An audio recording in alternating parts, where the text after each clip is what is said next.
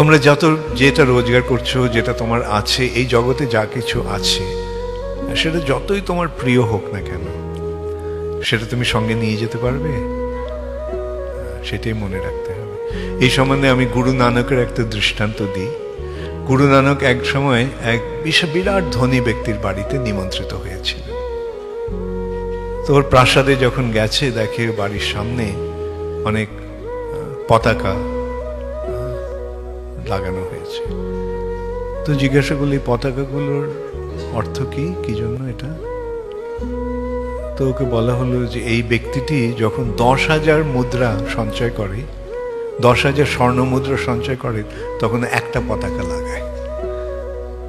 তাহলে তার কত সম্পদ ওই পতাকা দিয়ে বোঝা যাচ্ছে।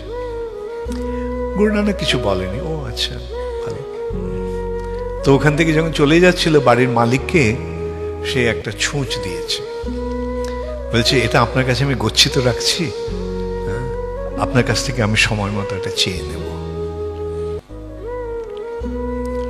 তো বলল, এটা কবে নেবেন? পরের জন্মে। পরের জন্মে আমি তোমার কাছ থেকে ছুঁচটা নেব। বললো, পরের জন্মে এটা কি করে নিয়ে যাব? ও, এই ছুঁচটা তুমি নিয়ে যেতে পারবে না? তাহলে তোমার এই এত ধন সম্পদ তুমি কি করে নিয়ে যাবে?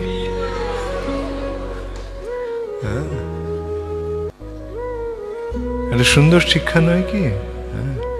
এর মাধ্যমে আমাদের সকলকে বুঝতে হবে যে আমাদের একসময় সব কিছু ছেড়ে চলে যেতে হবে। অতএব এই সেই বস্তুগুলির প্রতি আকর্ষণ না রেখে সেই বস্তু সবকিছু যেন আমরা কৃষ্ণকে অর্পণ করে দিতে পারি। কৃষ্ণকে যখন যদি আমরা এইভাবে অর্পণ করি, তার মাধ্যমে আমরা নিজেদের কৃষ্ণের কাছে অর্পণ